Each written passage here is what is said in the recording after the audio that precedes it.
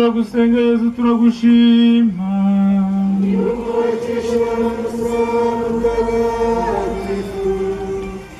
Yesu agubwa mbere hanyuma baboha ikamba ry'amahwa barimutamiriza ku mutwe bamufatisha n'urubingo mu kiganza cy'iburyo bagatera ivi imbere ye bakamushungera bavuga bati urakarama mwami w'abayahudi nuko bakamuvunderezaho amacandwe bagafata rwa rubingo bakarumukubita mu mutwe.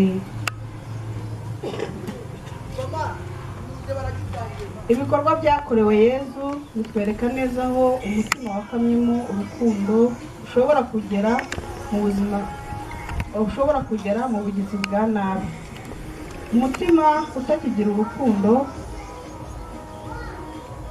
ikiwushimisha ni ugucisha abandi bugufi, ni ukubanyega no kubatesha agaciro muri byose.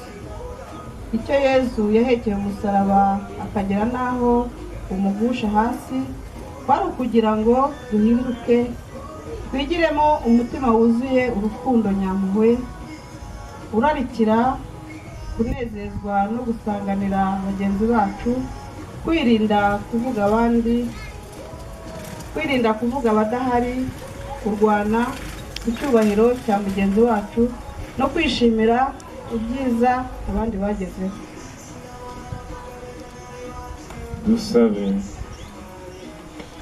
Yesu mwiza girira igwa ryawe rya mbere udufashe kugutunganira uko bikwiye, uduteremo umutima wuje urukundo nyampuhwe rumwe rusimbuka ugasanganira abarusonzeye, rumwe ruvuganira bimwe ijambo, rumwe rwubaka kandi rugashyigikira ibyiza bituma abandi bagira ishema ry'uko baremwe n'Imana rugira, wobaho ugateka iteka ryose. Isengesho yo kwicuza ibyaha.